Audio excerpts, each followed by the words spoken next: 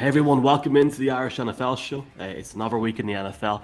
Will we ever calm down? This has been a mad week already. We've got a bit of a Germany special today. We've got Dr. Alexander Steinforth, who's the GM for NFL Deutschland, and also former New England Patriot, current Las Vegas Raider, Jakob Johnson, just off a move to Vegas, is joining us today. But we're going to start the show off, well, first off by announcing our sponsors, Mini Arcade Systems, Trust Gaming, and the Aer Lingus College Football Classic. You can get more information, collegefootballireland.com, hoping that tickets are going to go on sale very soon, so we'll let you know whenever they do.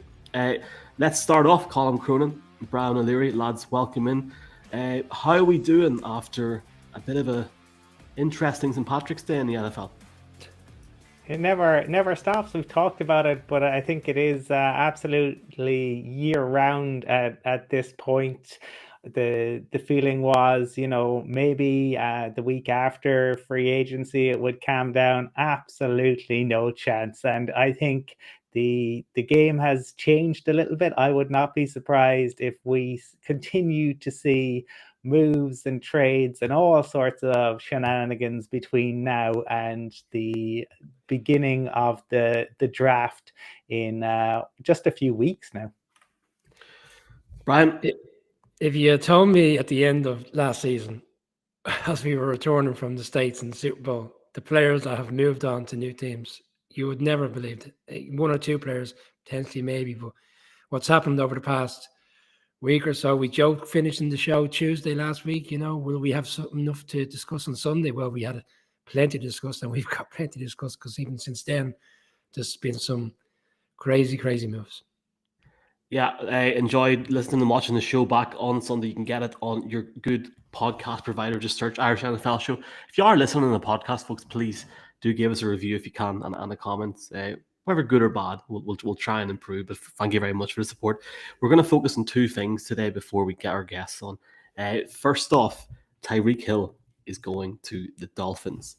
Colin, do you want to start us off? What's your thoughts on this unbelievable move?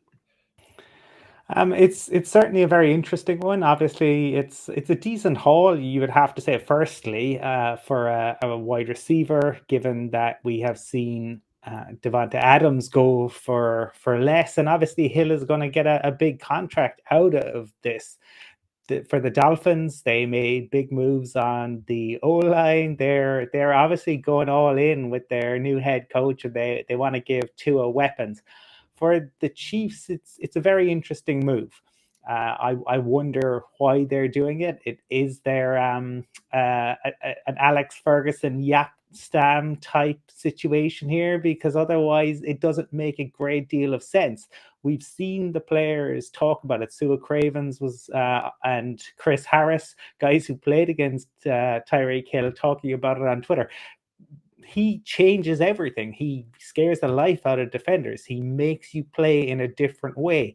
And last year we saw basically every single Chiefs opponents, bar the Raiders, and they got burned as a result, play with the really too high safety. They were desperately trying to take away the deep threat from Tyreek Hill. That changes how the Chiefs have to do business, but it also changes how defenses have to do business. It is kind of a somewhat enormously surprising, and you'd have to say that given what we have seen Tyreek Hill do in his time in the league, it will impact. There is no direct replacement. We have seen teams try to bring players in to be a Tyreek Hill type player, but nobody has been able to do it to the extent that he has been able to. Brian, I find this move unbelievable, but I think it goes down to the whole point again. The contract that was given to Patrick Mahomes is going to have rupture effects on this team for the next 4, 5, 6 years. I thought you were playing the piano there in the background, Michael. Yes. So look, we discussed this last week with Rodgers, with the Devonta Adams trade. The reality is, we touched on it last week before even Devonta Adams trade got announced. The reality, if you're going to consume so much your cap to a quarterback in the region of 30 to 40%, inevitably you're going to drop. The drop off is too much. You can't continue to reward every other player.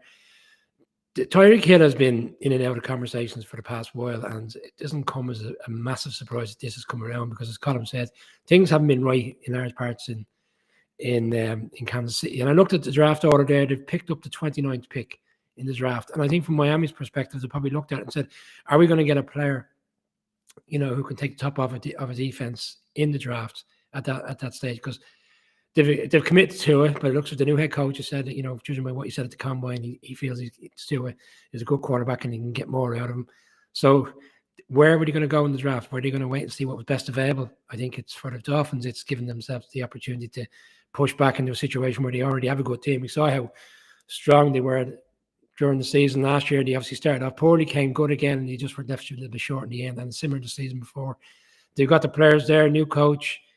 It's a statement for them. They're in a division where the Bills have been quite dominant for the past few years. The Patriots obviously had a resurgence last year and made the playoffs. The Dolphins were on the outside looking in. They obviously feel they need to address it, and they've had a huge 48 hours because they brought in Armstead on the offensive line as well from the Saints. So that was a significant sign. In 5 years, $75 million. I know the detail in the contract is probably slightly different, but it's a huge statement for the Dolphins. For the Chiefs, now with the 29th and 30th pick, I'd imagine they will be looking at an explosive wide receiver. There is quite a few coming out in this draft, and a lot of the talk is around how many will go in the first round. I certainly think with either the 29th or 30th pick, they'll be taking a wide receiver.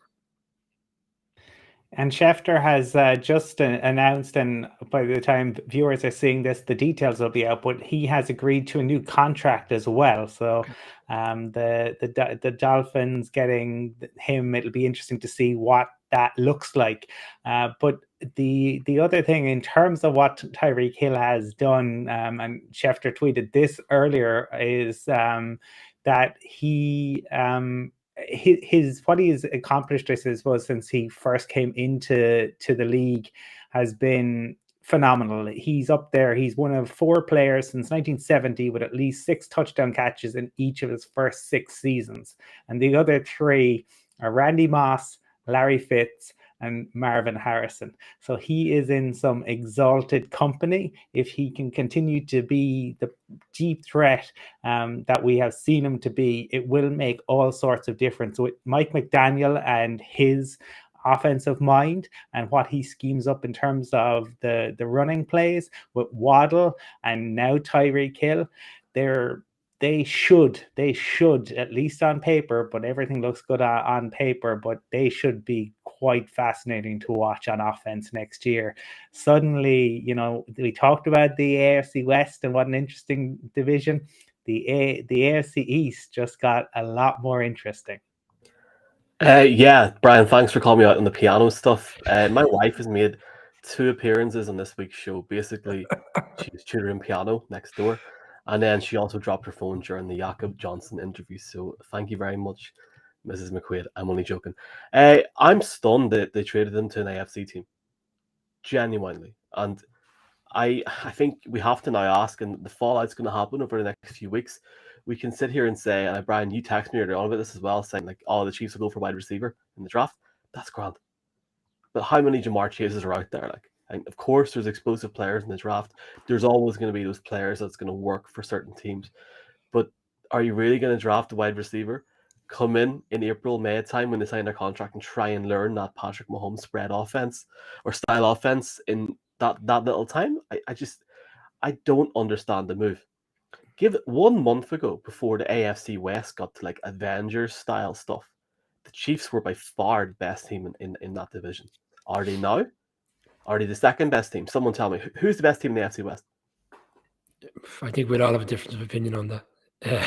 I'm not really sure. Genuinely, you could look at the attributes of all 4 teams and say who are the best. I think the Raiders have done some incredible stuff over the past week. The Broncos obviously, brought in what I said on Sunday. I felt he brought in some good players outside of the Wilson deal, and obviously Russell Wilson is a fantastic quarterback. Chargers have brought in 4 players in defense that I think will make a huge improvement on that defense, because ultimately that was where they fell down last year. I agree with you to a certain extent on the wide receiver situation. The Jamar Chase we're getting into draft conversation. Garrett Wilson, Ohio State, he's going to be a high class player. The reality is the top end wide receivers in this draft will be long gone before they hit 29. When I heard the trade, I thought Miami were further up the draft board. Obviously, they did that trade last year between the 49ers and the Eagles, and everything got moved around. So they're down at 29. So that pick is gone, which is why I felt from a Dolphins perspective, they said, yeah, sure, of course we'll give that away. We're not going to get a player at the same level as Tyreek Hill. It's a huge move for the Dolphins. For the Chiefs, I think it's a bit of a. I'm not saying it's a rebuild because they've got a lot of players there, but they brought in Juju. They're bringing in Scantling today from the Packers for a discussion that I imagine he's going to sign. They're going a different direction. Will their offense be as explosive? It's hard to tell. Will they be competitive and in the division? I believe so. As every Colin team. and Brian makes a fair point about the Raiders. I haven't been on the show to give them enough credit. Some of their moves have been unbelievable, and we've got one of them on this week's show.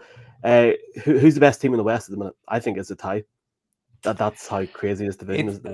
Look, with Andy Reid and Patrick Mahomes in situ, you would have to say that the Chiefs are still favourites. But they now, in losing Hill, they definitely lose a big part of their offense. But Andy Reid has not had a losing season while he has been with the Chiefs. I mean, that is phenomenal. The guy has more than 100 wins with 2 franchises. So I'm going to have them as favorites. But yes, everyone has been retooling.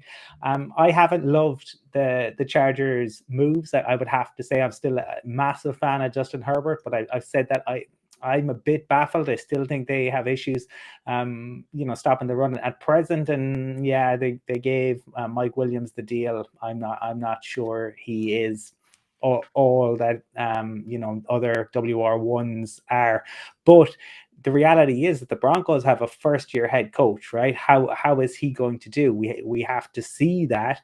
And for the Raiders, yes, they have a nucleus of players, and they've brought in some really serious talent.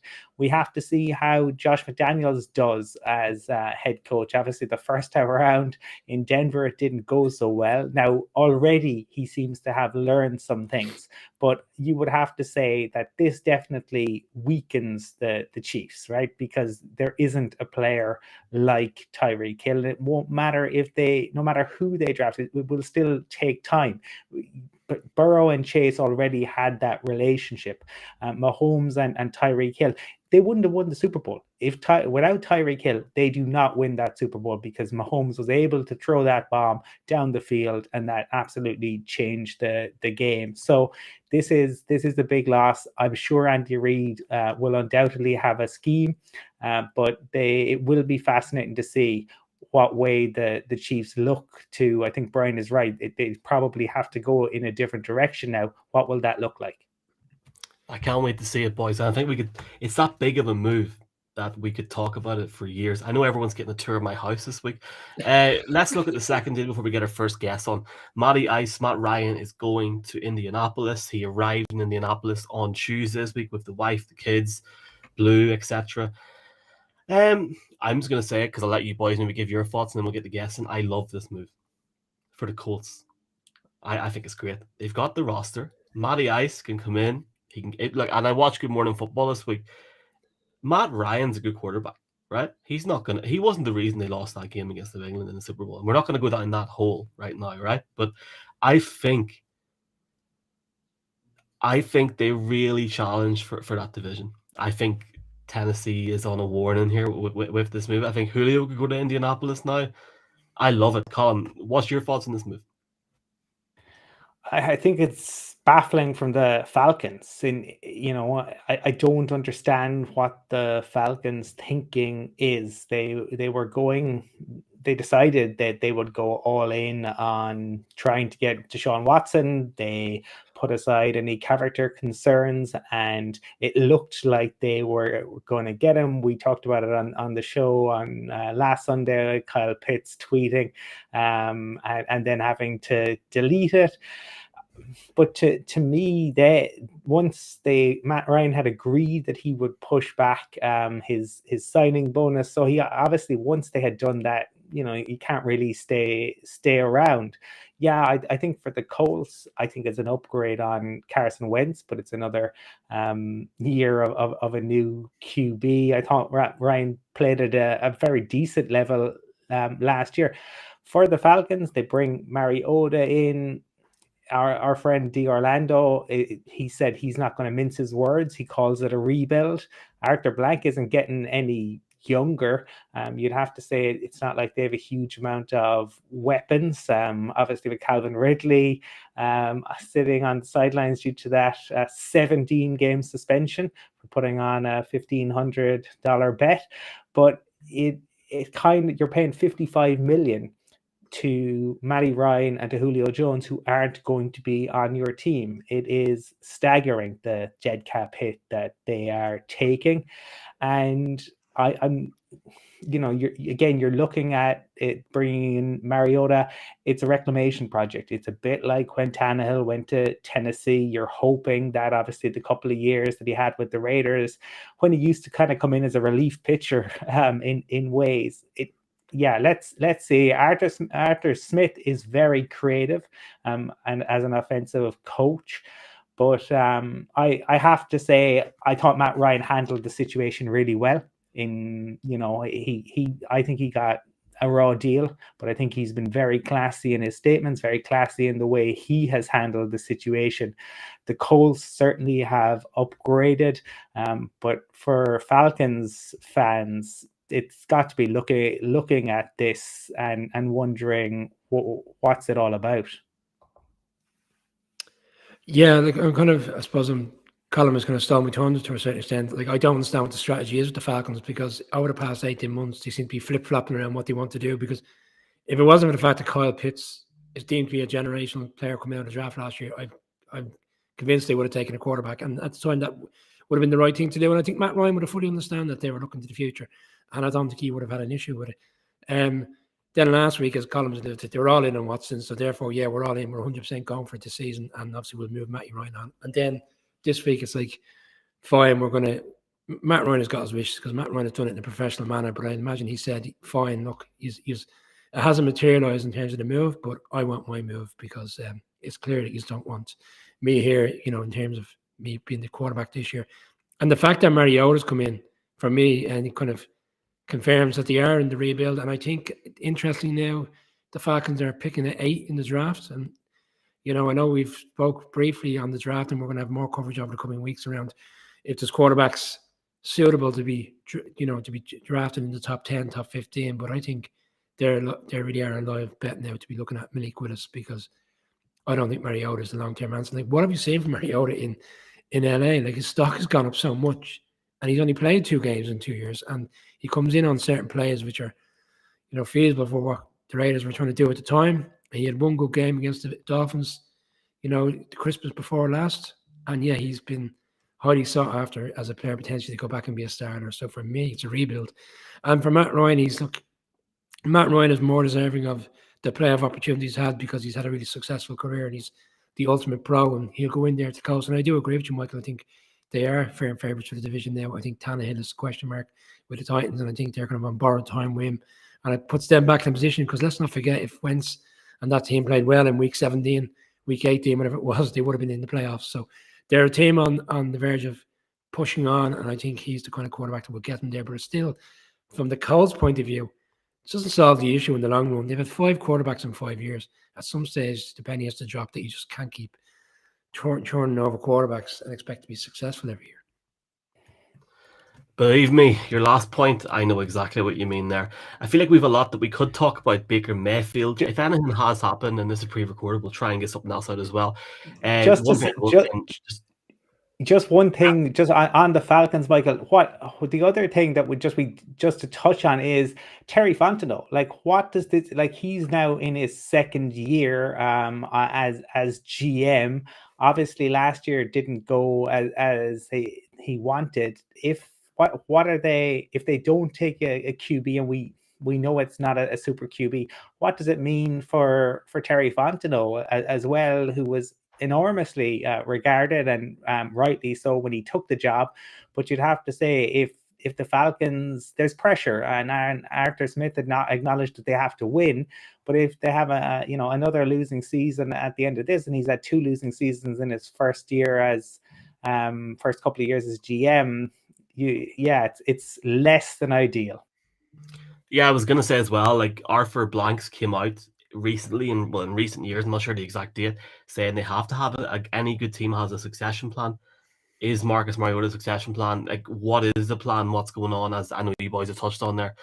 So I just don't on know the what's going to contract, happen Mario, as well. it's a 2-year deal, but effectively it's written off after the 4th year if it doesn't work out. So they can walk away, no cap concerns after 12 months if it doesn't materialize. So essentially he's on a 1-year deal. That again, for me, puts it in a draft a quarterback scenario where Mariota's the holding guy in terms of being the quarterback. If the guy comes in and does well, similar to Mac Jones type of scenario, he could be the quarterback come week 1, or he'll step in during the season. So for me, expect the Falcons to be in that quarterback merry-go-round come April in the draft. Let's see what happens. Let's see if maybe Baker Mayfield might go somewhere over the next few days. I don't know what's going to happen. He could be gone by the time that I've said this and it's gone out live. Folks, thanks again for watching. We've got 2 great interviews now. We're also on TikTok at NFL Ireland. Make sure to give us a follow for a bit of crack on there. You can follow us, message us, etc. And our first guest today is the new GM of NFL Deutschland, NFL Germany, with the Tampa Bay Buccaneers coming to Munich this autumn. It's great to talk to Dr. Alexander Steinforth.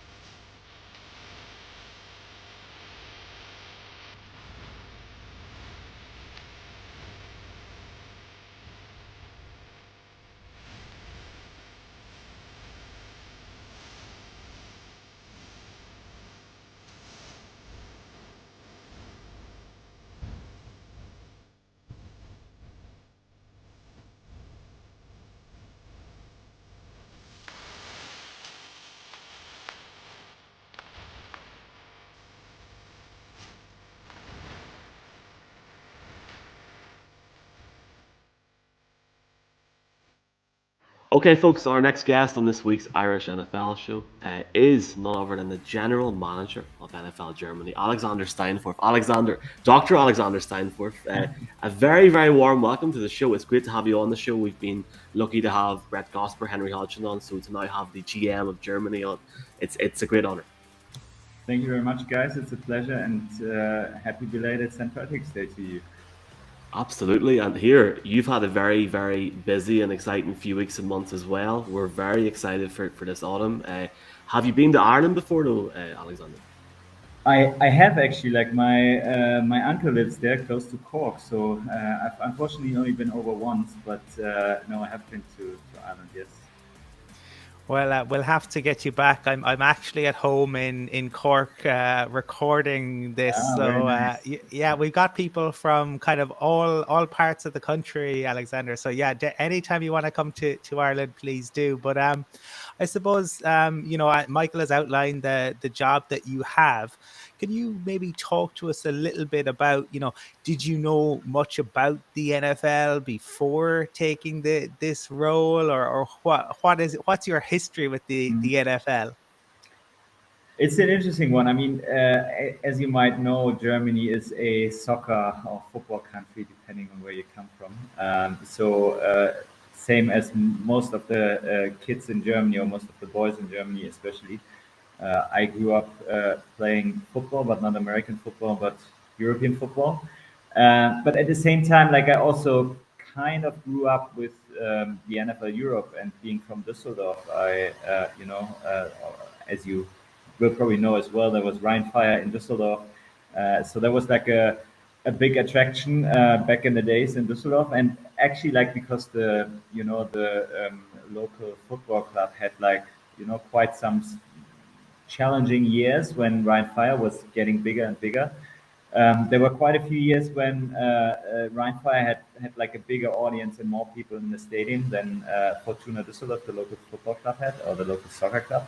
So always was interested in American football. Like obviously, like a very different stadium experience back then than German soccer looks like, and have been following the growth of the NFL in Germany over the past couple of years. And now I feel very blessed being part of that organization. And Alexander, it might be you might have only been to Ireland once, but if we think about the broader sense of the British shores, I mean, you've quite a bit of experience over in the UK. If I remember correctly, you studied law in Oxford and Cambridge, but also obviously you were strategy manager or strategy director at Manchester United, which is a football club near and dear to a few people's hearts, including a couple of people on this show. I'm just wondering how.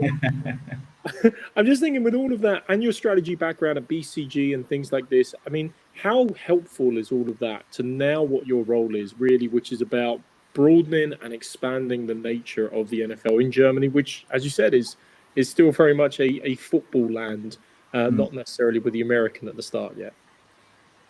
Yeah, I mean, it's as you said, it's like a very interesting role in the sense that you don't have that one thing that you have to do, but you have to look very holistically at, how do you think the next steps of NFL, of American football in Germany should look like. So personally, I feel that it's helpful for me having that kind of more strategic look at things, which obviously, if you have spent some years in that field, that just gives you certain understanding of how you approach different topics, of how you try to identify those levers that really help you to generate that growth.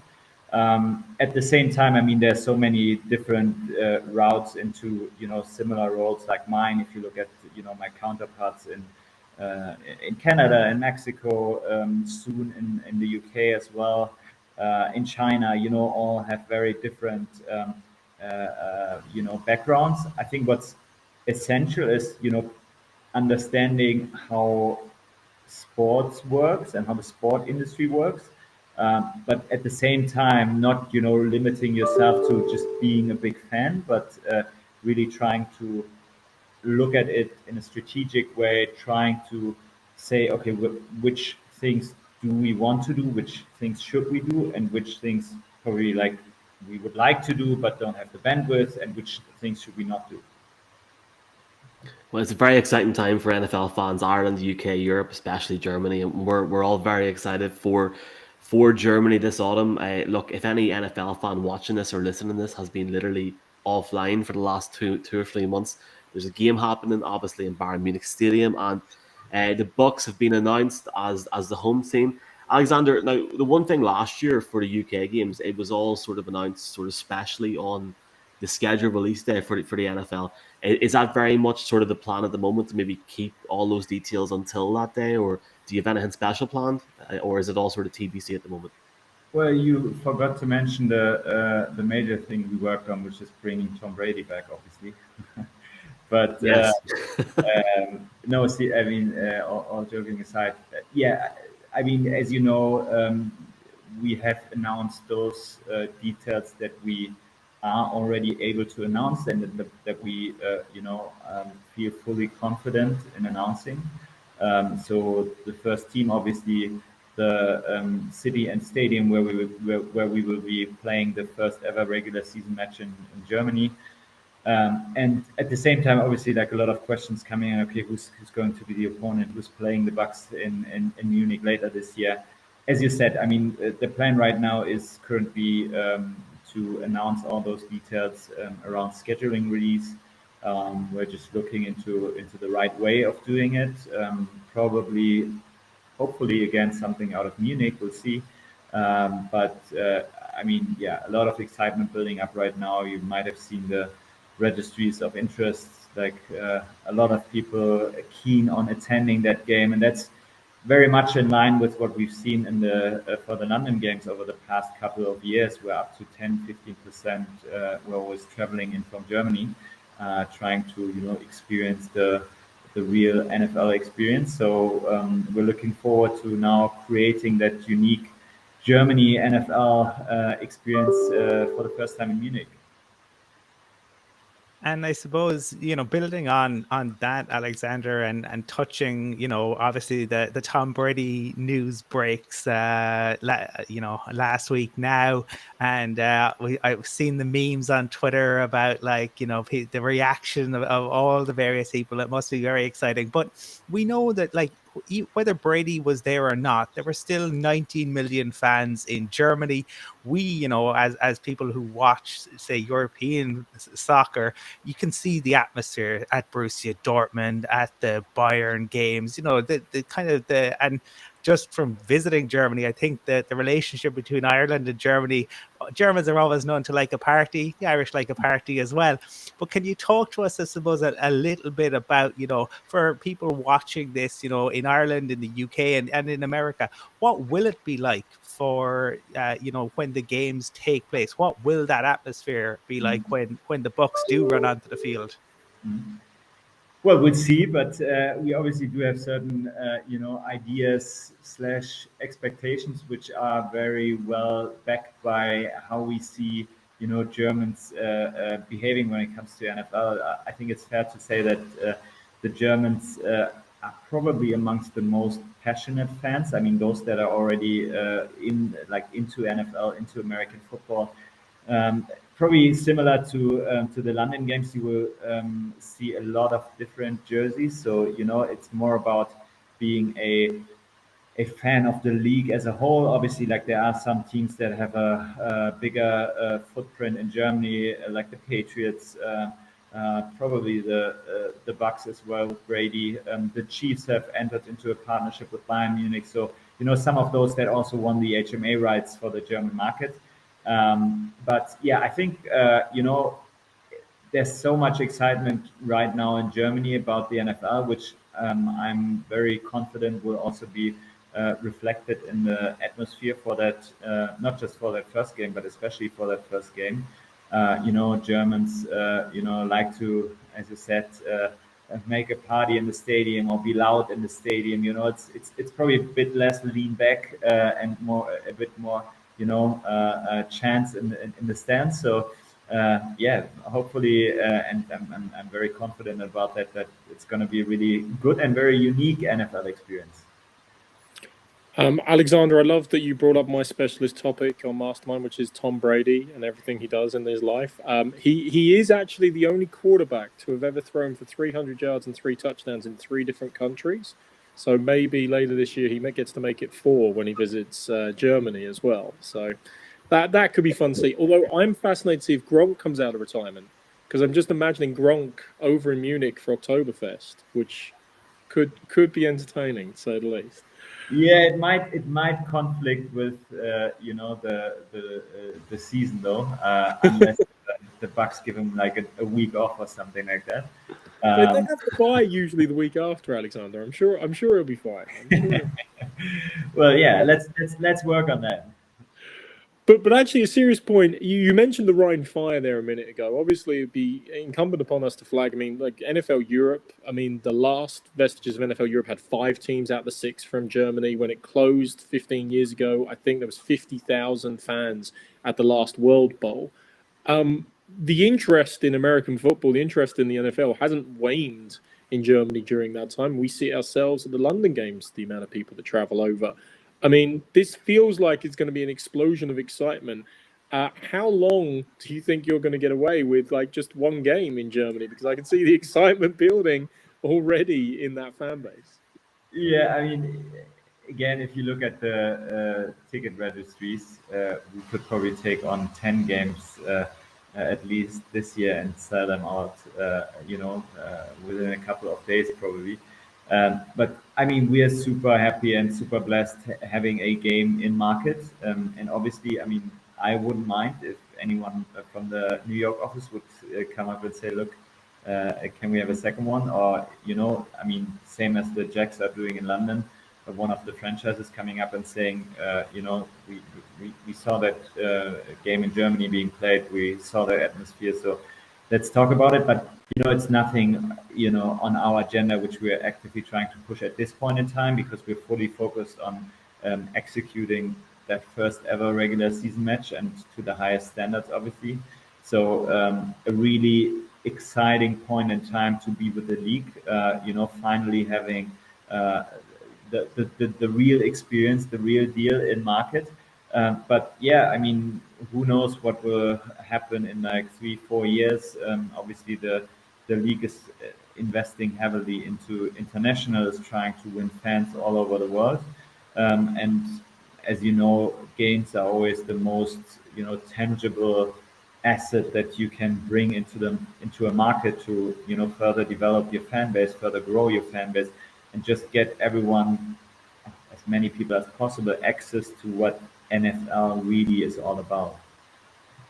The really intriguing thing as well, Alexander, is obviously in London you've got Tottenham, Wembley, Twickenham, and those stadiums. But the fact that it's going to alternate between Munich and Frankfurt is really intriguing. And we've been so lucky to have guys like is it Jan Stacker? Colin was on the show. Yeah, I got the pronunciation right. He was great fun, but he was talking to us about those stadiums and about the pros for the game there, but. It's while we're all caught up in this Munich thing with the Bucks and obviously Tom Brady, it's going to be an exciting few years, especially and Frankfurt's a pretty cool city as well to have a game in. Definitely. I mean, it was a really intense and interesting process that we ran for the German market. We had interest from a variety of cities for the first part of the process. We limited it down to 3 cities, to Frankfurt, to Munich, and to Düsseldorf. And in the end, there was like a lot of discussions. What's the right way to go? Is it as initially planned, 4 years in one city, or should we go for that alternating approach? And Germany as a country just works slightly different to let's say the UK, for example, or to France, where you have like really a really centralized country where everything is pretty much most of the things that are important, so to say, are either in London or are in Paris.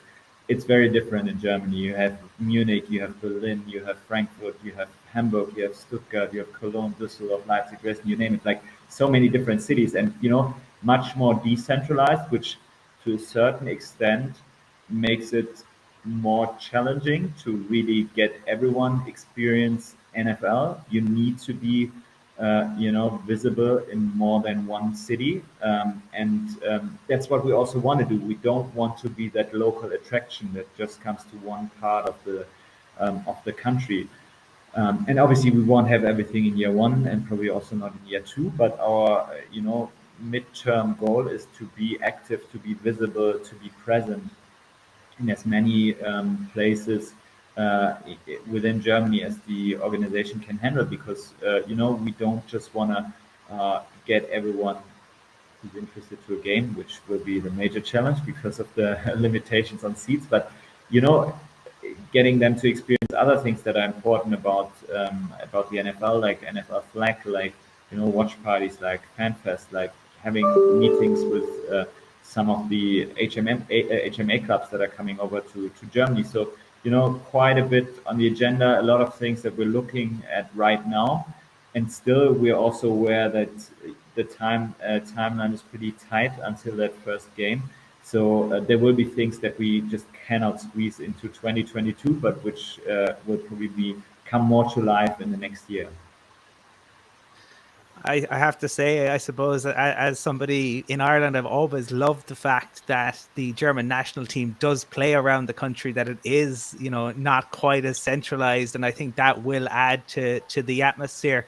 Now, at the international press conference in Super Bowl week, there was obviously the German game is one of the highlights of this year and will be for the next 2 years. But there was the commitment to looking to grow even beyond further beyond that commitment to increased international combines. And we've seen, Pete Carroll speaking German in recent years. How excited are you about the growth of the game, not just in Germany, but wider in Europe and beyond? Yeah, I mean, trying to take off my Germany hat and take on like a more kind of holistic or general NFL hat it's super exciting because, as you know, like you know, if you compare it to soccer, where I also spent quite a bit of time in, obviously the starting point for American football in general is different in many countries around the world, where kids don't necessarily grow up playing flag football, don't necessarily grow up watching Super Bowl. Obviously, also to do with time differences, etc. So it is really interesting, really impressive, and really encouraging to see how many initiatives there are happening at this point in time all around the world, especially in our, in our core target markets like Germany, like the UK, China, Mexico. But at the same time, also if we look at Africa as a continent, there's also like a lot of stuff happening right now, and it's just good to see that there's so much traction and so much power, and obviously and also like a lot of willingness to use American football, to use the NFL as a tool to bring change to youth in certain countries. If we look at what the foundation is doing in the UK, if we look at the positive impact that everything that comes with flag football is creating in some of those countries, it's great to see, and obviously we want to continue that route and make sure that it's also getting as big as possible in Germany, but as you said, all around the world as well.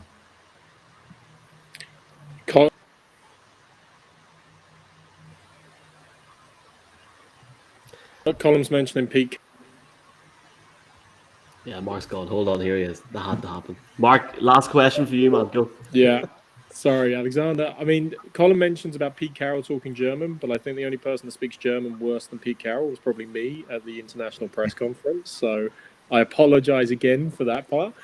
But it's funny you talking about the federated nature of Germany. I'm thinking of you a little bit like Otto von Bismarck at the moment. I mean, he brought together the unification of Germany. I haven't had that comparison yet, but I'm trying to build it up for you.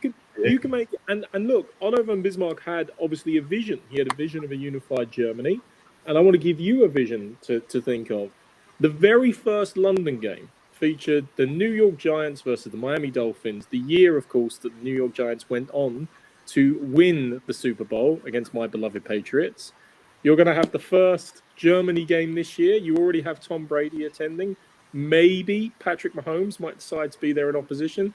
Wouldn't it be lovely if one of those teams, whoever they might be, went on to then go on and succeed and win the Super Bowl at the end of the year? Would that be a nice vision to encourage the growth even further in Germany? That's definitely a nice vision, but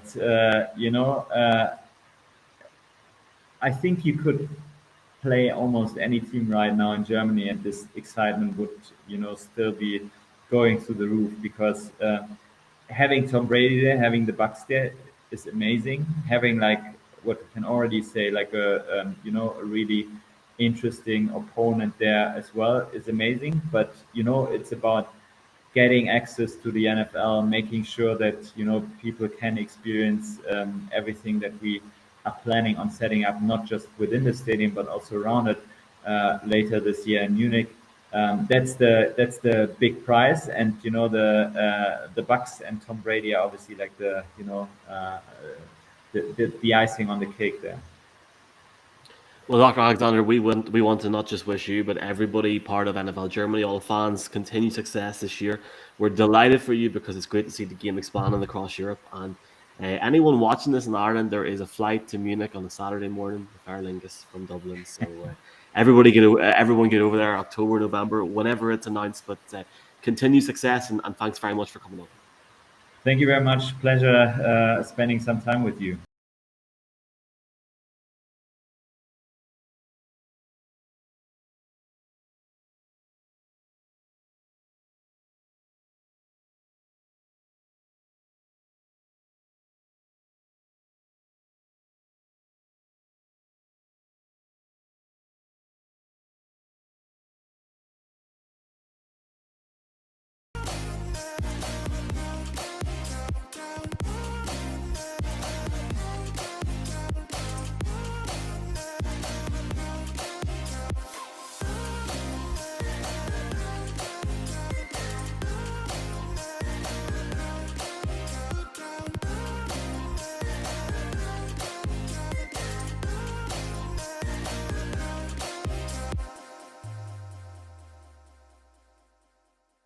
real special episode this week. We've obviously had Dr. Alexander Stanforth on, the NFL Deutschland GM. We're delighted to welcome in Jakob Johnson to the Irish NFL show. Obviously, a guy we've seen playing for the Patriots, now with the Las Vegas Raiders. Jakob, very, very warm welcome to the show, and thank you for joining us. And I understand that's a protein shake, yes? Yes, sir. not Bailey's, as you guys said.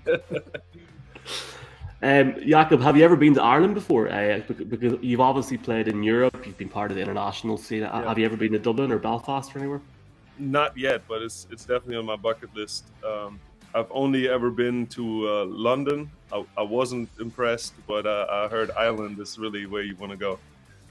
Well, you'll be able to have that big glass of Bailey's if you do come over to visit, and we'd be delighted to welcome you. And I suppose that kind of leads on into, obviously, you're from Stuttgart, and Irish people, before you were born in 1988 European Championships, Ireland beat England. Ray Houghton scored an incredible goal. The country went bananas. So I can tell you, Irish people have very fond feelings towards Stuttgart. Can you talk to us, I suppose, about growing up, and like, how did you, become, what was your first exposure to the NFL? How did you become a fan of this great sport? Yeah, well, I'm born and raised in Stuttgart, Germany. Like everybody in Germany, I started playing soccer and a bunch of other sports when I was young, and I never really quite found my fit. When I was on the soccer youth teams, they never had pants that were long enough for my height and my size, and never had uniforms that would quite fit me. So I never really felt like I fit in to the soccer world.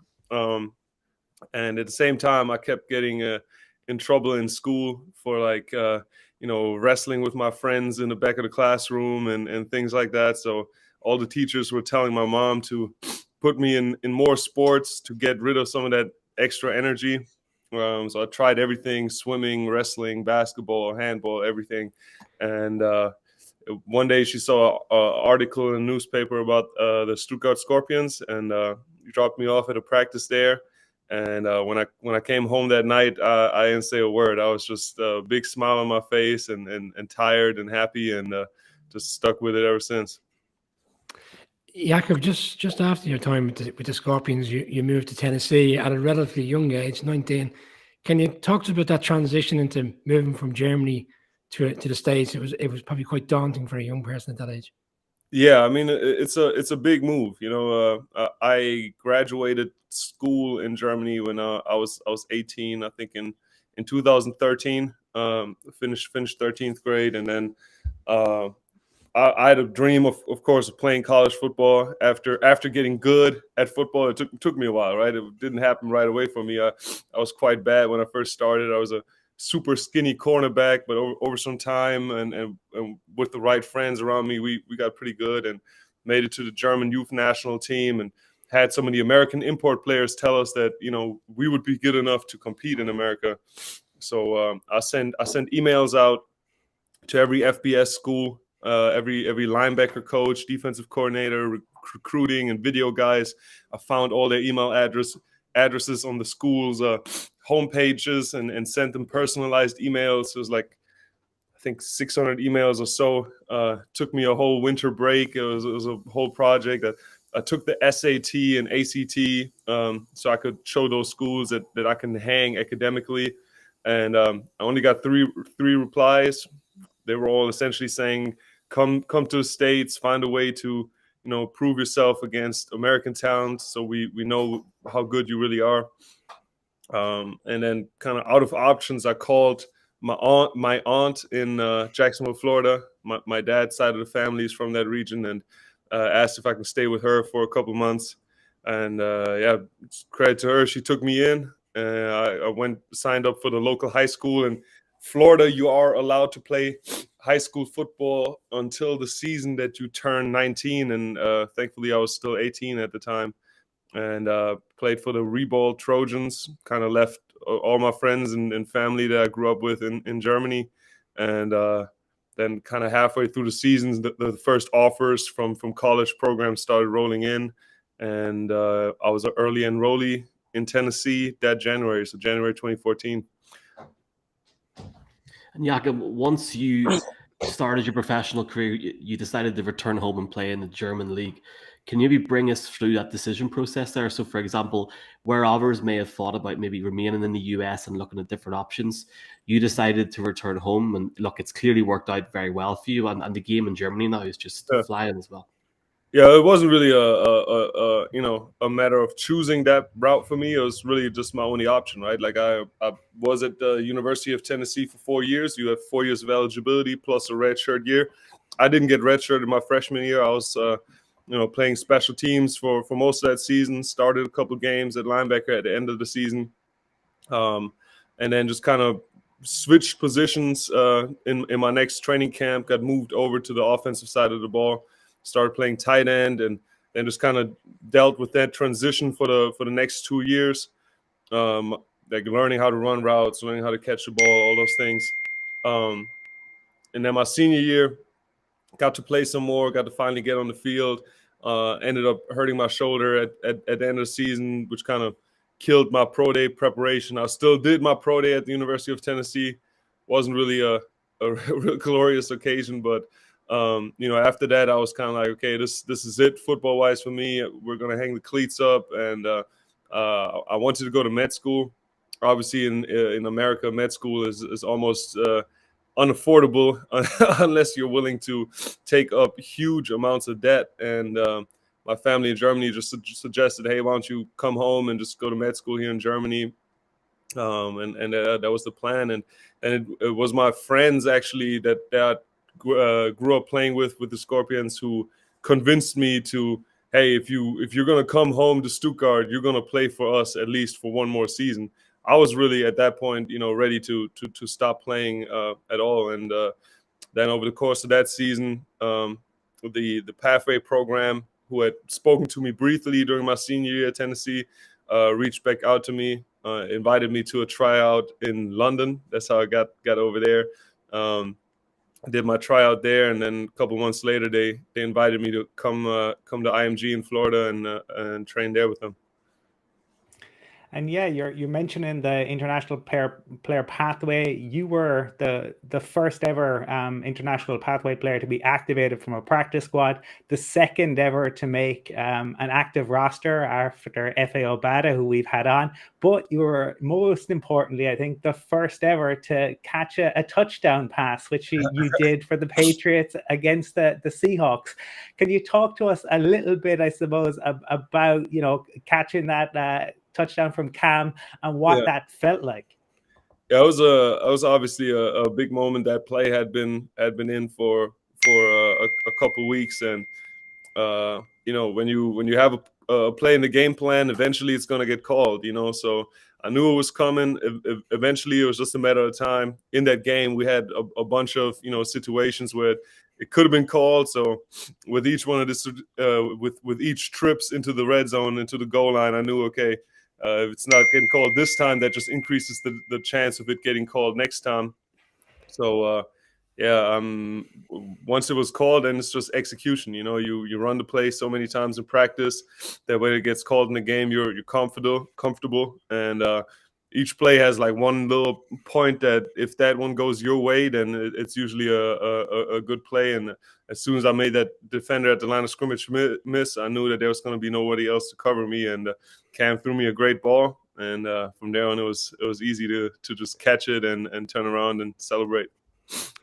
Yeah, there's a lot of Patriots fans in Ireland, so they'll be keen to know your thoughts on the recent season. Obviously, you're moving on from them now to the Raiders, but a testament to your performance that you were rewarded last year with a contract.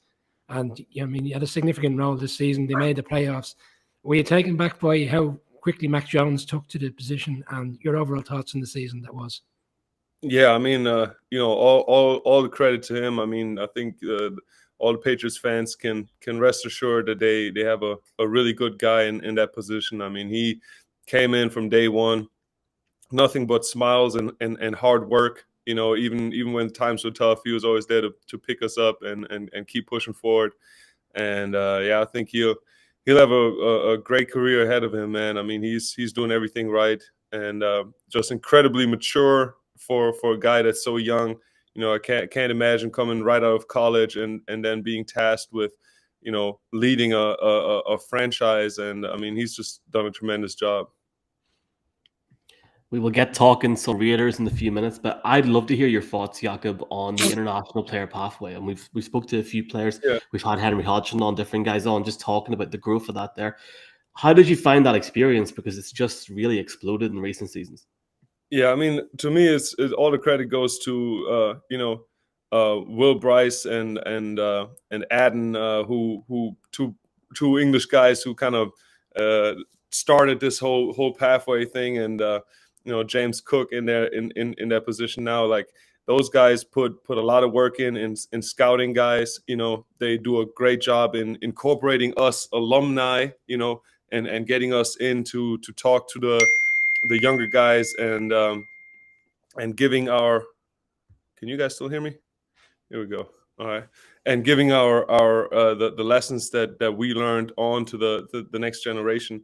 So yeah, I mean, the pathway program, it just gives players who for whatever reason don't go the college route an opportunity at the NFL, and then with the opportunity of getting placed on that international exemption list, it just makes it more realistic for guys to adapt to the NFL level in time if they've never been to the United States, right? Because when you first come to the United States, there's not only all the things on the field that you have to learn, and the adjustment to the American style of coaching and the way they run their sports organizations, but there's a whole host of like off the field things that you have to get used to, right? You have to get settled in. You need to get a bank account, a phone. And if you deal with that transition and transitioning to the NFL at the same time, it can be tough. And with that pathway international exemption, it just gives guys a little bit of a buffer to get used to it, and to set themselves up to make the roster.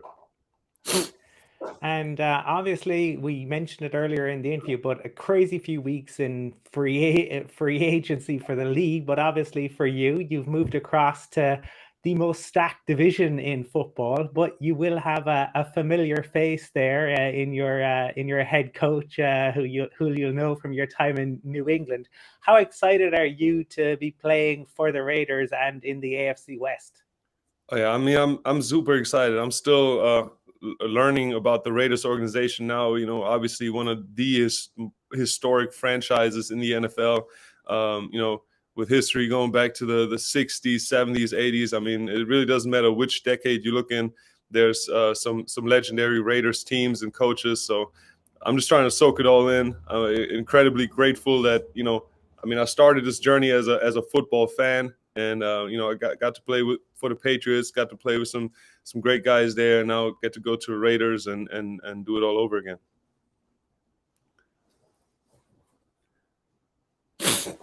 Just in terms of the game in Munich this coming next season, obviously we know it's the Bucs, and the speculation is it's going to be the Chiefs, which is now a team in your division. I mean, when you were back playing years ago and obviously returned to Germany, did you ever foresee that the game would be so popular where we get to a stage where there's a commitment from the league to play the games in Germany over the course of the next 3 to 4 years, and hopefully belong beyond that? Oh yeah, I mean, I would have never dreamt of that.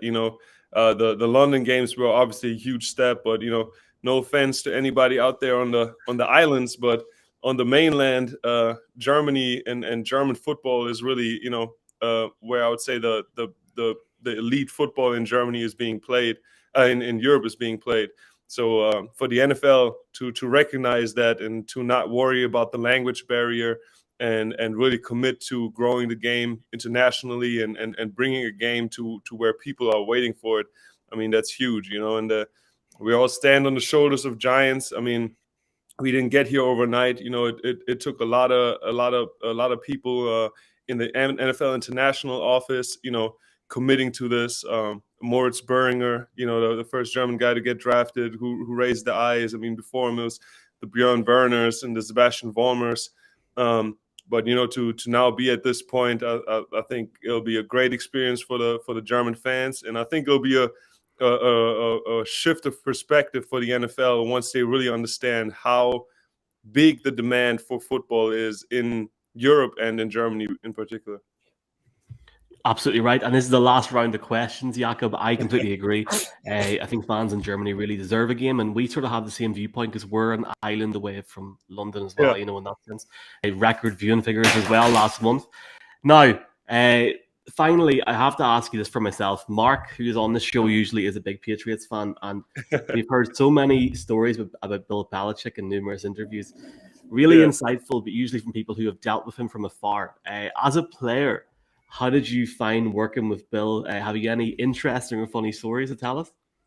I mean, funny stories. I'm terrible at remembering stuff, but I can give you this, right. I mean, Coach Belichick is one thing, and that's just consistent. He's gonna always do what's best for the team, and as a player, of course, sometimes that aligns with what's best for you. Sometimes it doesn't, but you will always know exactly where you're at and where you stand. And in that, I think he's a lot funnier and more charismatic than people give him credit for. Obviously with the media, sometimes he can be a little short, but with his players, he's usually very warm. And I really appreciated him just for giving me the opportunity that I had these past 3 years. And it'll definitely be one of those coaches that I think for years to come, people will look back and say, "Man, that was the coach." Absolutely. I think, testament to his abilities that so many players have such great stories. But you talked earlier, this journey began for you as a fan. Now you're a player, but you're also a co-owner of the Stuttgart Surge. Could you tell us a little bit about that? Yeah, of course. I mean, when I saw the ELF take off, and I saw that there was a franchise in Stuttgart, my city, I had to get behind it, got in touch with the guys, and just try to figure out ways that I could be a part of it and try to support them in what they're doing. So yeah, we found a way. Now I'm a co-owner, and I'm a a part of the franchise, and I'm really excited. The ELF is starting into its second season. Obviously, Stuttgart, we're in a new division with new rivals. Got the Austrian teams and Frankfurt on the docket for this season. So I'm excited. A lot of my friends that I grew up playing with, or that I played with in Germany in the past, are still on the roster, or playing for the Surge or some other teams in the ELF. And I think the ELF is just the next step for European football. It gives everybody that's in Europe opportunity to earn money with the game that you're playing, and at the end of the day, that's what it takes to keep guys committed to this behalf, and keep guys playing. And I'm excited to see what's next. Yeah, I watched an Aaron Rodgers interview a few months ago, and he says during the season he wouldn't even watch another game. He has very little interest in actually watching other games, with the exception, obviously, the money he's involved in. And during the off season, he completely disappears.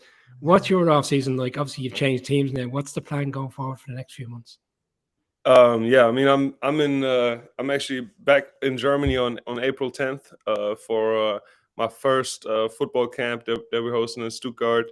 It'll be a kids camp. We got a bunch of guys coming out. We got a bunch of guests, so it's really exciting to get that going. And then I'm flying from there straight to Vegas, and we're into the off-season program, getting ready for next year, getting to know all my new teammates. And yeah, from there on, it'll be just a couple more weeks, and then we're in training camp. So that's pretty much the plan. I can't completely disconnect from football. I mean, I already have my iPad here. I'm already starting to look at some of the games, and starting to watch some of the defenses that we'll be going up against this year. So yeah, just getting ready for next season. And as the lads have said, Jakob, there's so many Patriots, Raiders fans, and look, NFL fans in Ireland, and we all have that common goal in Europe where we all support, I guess, one of our own. So I'm wishing you, and I know all these guys are wishing you the very, very best of luck this season. Myself and Colin are Broncos fans, so I wish you the very best of luck in most of the games. But no, seriously. Look, obviously enjoy the experience in Vegas, and I'm sure this is only the start now. It's going to be fantastic to see what happens, and just thank you for coming on the show, and hopefully chat again soon. Appreciate it. And when I get some time to make it out to Ireland,